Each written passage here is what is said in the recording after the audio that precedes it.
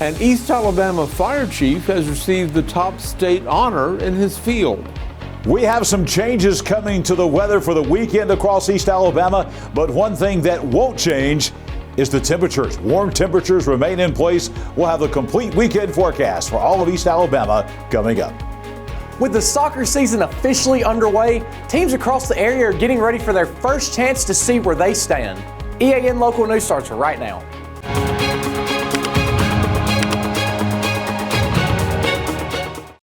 This segment of EAN Mobile News is brought to you by WM Grocery, located in Heflin, Wedowee, Roanoke, and in Piedmont. Hello, we're glad you could join us. I'm Mike Stedham. If you want to talk to the person in charge when the Heflin Volunteer Fire Department answers a call, you may have to go to the group of volunteers right in the middle of the action. That's where Heflin Fire Chief Jonathan Adams usually places himself during the 300 or so calls he answers personally each year. That devotion to leading his department from the front line is one of the reasons that Adams has been named the 2026 Alabama Volunteer Fire Chief of the Year by the Alabama Association of Fire Chiefs.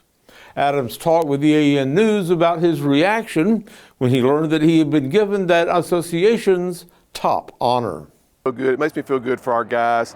I'm only in that place because of our volunteers. It takes all of us.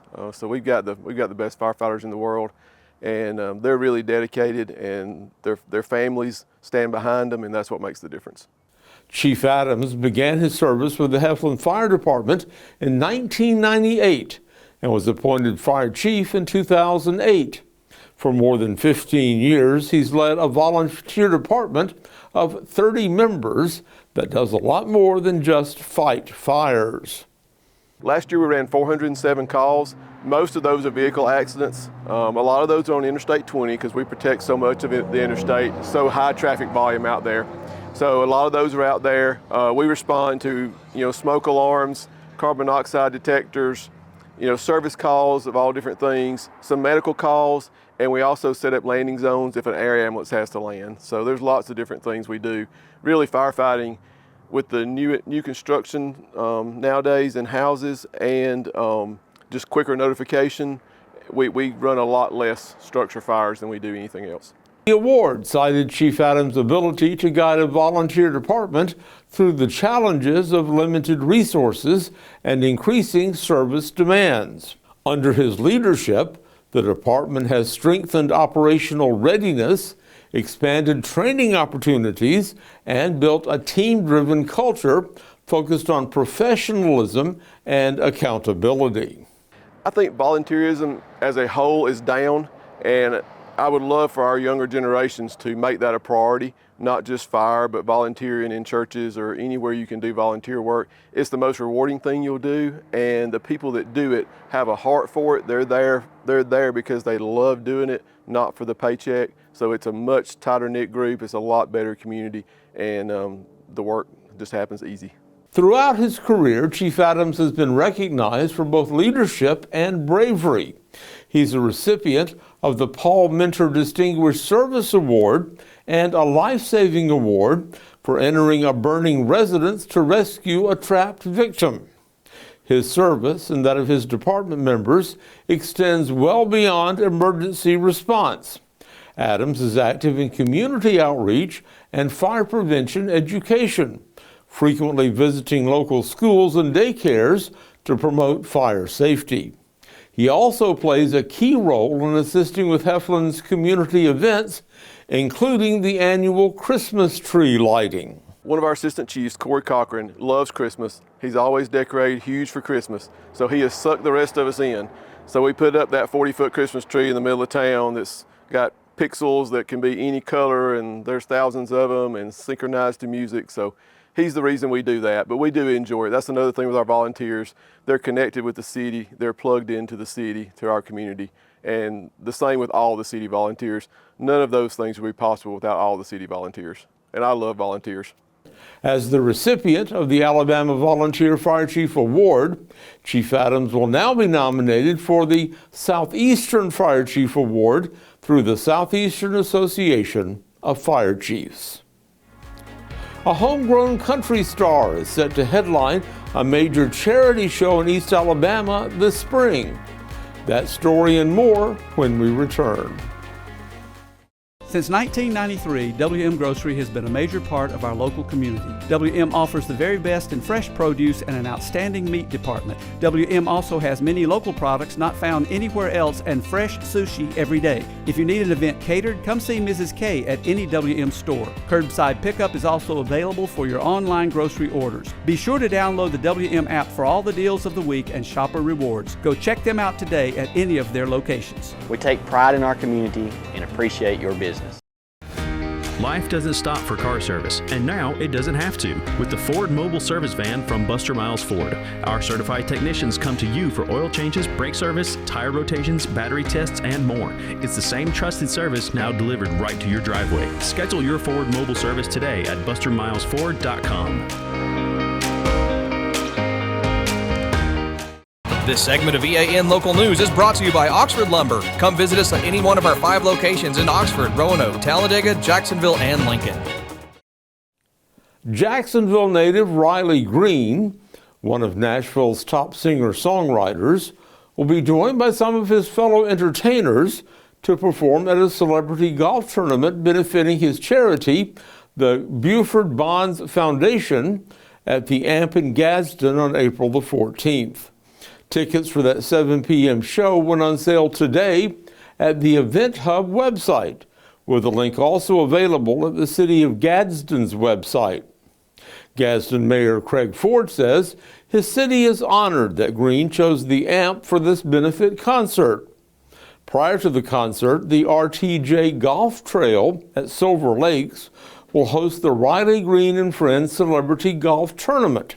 Proceeds from that event will benefit the Buford Bonds Foundation, which Green established in 2023 to honor his grandfathers. The foundation supports nonprofit organizations around the country, such as the Recording Academy's fire and hurricane relief efforts, the Folds of Honor, and more. Proceeds from April's event will be earmarked for local charities and projects. Green says he's looking forward to coming home and raising some money for the community that helped him get his start. The Riley Green and Friends acoustic concert at the Amp in Gadsden will be the first event to showcase that amphitheater's upgraded seating. Mayor Ford says the city has made some big improvements to its historic riverfront amphitheater. Specialist Brendan Bryson, a Georgia native, began looking a year and a half ago for a civilian career once he had completed his Army service. His decision created an important milestone for the Anniston Army Depot, according to Army officials. As an information technology specialist stationed in Germany, Bryson came across the military's SkillBridge program. That initiative allows military members to gain hands-on job training with industry partners during their final months of service. Bryson became the first soldier to intern at the Anniston Depot through SkillBridge, and he believes the program has set him up for success beyond the uniform. It allowed him to be close to home and family during the transition. It also gave him valuable hands-on training in the IT field. Reginald McFadden, the depot's SkillBridge manager, said that once everyone became aware of Bryson's interests, a job was created through the program's database to bring him on board. Depot Commander Colonel Charles Moore says he's excited to have service members take advantage of SkillBridge as they transition from active service, and even more excited that they've chosen the Anniston Army Depot as the organization to partner with. Bryson says one of the biggest advantages of the new program is the opportunity it gives him to work with systems that are not yet being used by the Army. He says working with depot contractors increases his employment chances in the civilian marketplace.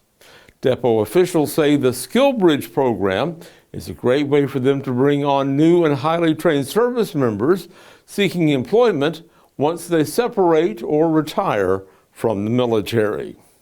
Well, the scammers are at it again. We'll have details when we come back. For over 60 years, Oxford Lumber has been servicing our area, and our customer service has always been our main focus. Our customer service is what sets us apart from anyone else. From the moment you enter, our highly trained staff will treat you like family.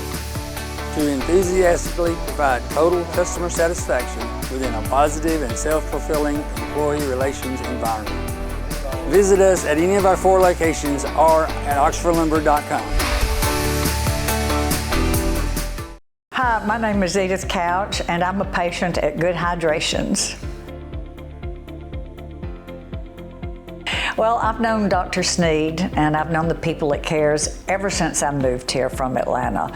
And so I had told him about my infusions that I got because I went all the way to Birmingham. These are friends, and they're also very caring people. They asked me questions, asked me what I wanted, told me what they had to offer, what they thought would be best for me given my health situation. And so I've been coming here ever since the first trial one that I did with them.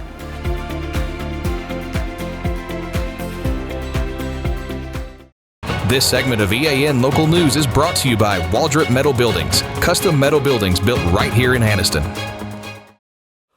The scammers are at it again in East Alabama, trying their best to separate their victims from their money. According to Oxford Police Chief Bill Partridge, area residents are receiving calls claiming to be from his department, claiming that they've missed a court date and demanding money. Partridge reassures citizens that the calls are part of a scam. People should not send any money as a result of those calls, and they should not share any personal information over the phone. Area residents who receive a call like this are advised to hang up immediately. If they have a question, they can call the police department. Meanwhile, a similar scam is taking place in Gadsden. The Etowah County Sheriff's Office has been made aware of a phone scam involving individuals falsely claiming to represent law enforcement or the circuit clerk's office. Scammers are calling citizens and stating they've missed jury duty and must pay a fine immediately to avoid arrest. They often demand payment over the phone through prepaid cards, wire transfers, cryptocurrency, or electronic payment apps. It is, of course, a phony claim, and the Sheriff's Office says it would never call to demand money over the phone. And the Etowah Circuit Clerk's Office will never request payment over the phone to avoid arrest. Law enforcement will not ask for payments via gift cards, Cash App, Venmo, cryptocurrency, or wire transfers. Deputies are asking the public to report any such calls to the Sheriff's Office immediately. Well, it's been a beautiful sunny day, but changes could be on the weather horizon. John Holder's in the EAN Weather Center with your local forecast. Indeed, Mike, there are some changes coming to our weather. We have wet weather returning, maybe even some thunderstorms this weekend across East Alabama. The complete 7-day forecast for all of East Alabama is next. Big dreams deserve a strong foundation. Whether you're starting a business, building a backyard shop, or just need more space, Waldrop Metal Buildings is ready to help. Every project is built to fit your vision, your style, and your budget.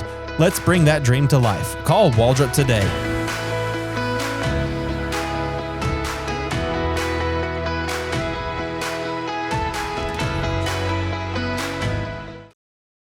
EAN News would like to thank all our commercial sponsors. Go check out our sponsors' links in the description below.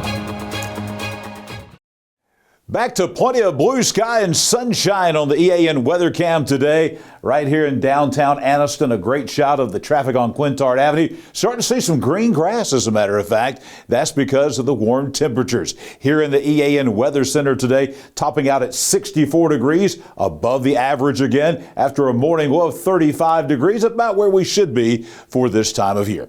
Coming up tonight, going to be a very nice evening. It's going to be a bit chilly out there. Clear skies, though. Certainly no chance of rain. remain a little bit warmer tonight, 39 for the nighttime low. Coming up during the day tomorrow, we'll start off probably with some sunshine in the morning. The clouds will thicken up as we move through the day. The next system that's headed our way is slowing down. That means we're going to be looking at rain-free conditions during the daylight hours tomorrow. Mostly cloudy skies, about 49 degrees at mid-morning. Midday, we're already up at 60 degrees, very nice and pleasant. And in the afternoon, mostly cloudy skies once again, but we remain mild and we remain above average on temperatures. 3 o'clock on your Saturday afternoon, 65 degrees here in East Alabama. Here's the 7-day forecast. The rainfall is coming tomorrow night. It looks like now this may be actually after midnight, so we may squeeze in a nice Valentine's evening. We won't guarantee that, but we think the early evening hours, if you've got Saturday night plans, will be rain-free as we get late into the evening, certainly into the overnight hours, and during the day on Sunday, a 100% chance of showers, maybe a thunderstorm. We don't think we've got severe weather, but certainly some thunder and lightning could be out there. Temperatures remain very mild, only 50 for the low Sunday morning, rising to 66 in the afternoon. We're going to hang on to a few showers Sunday night, but all of this will be out of here by Monday. Sunshine returns and temperatures will remain in the upper 60s. And look at these temperatures coming next week across East Alabama. 71, 74. Thursday will be our warmest day so far this year at 77 degrees, almost 20 degrees above average on Thursday. Our next chance of rain after that, about a 50-50 chance of rain next Friday. We remain in the 70s, and those nighttime lows from upper 30s to 40s to 50s, maybe even mid-50s for nighttime lows by the time we get into Thursday and Friday of next week. And we do not see any end in sight coming up to the warm weather. It looks like it's going to be with us all the way through the end of February.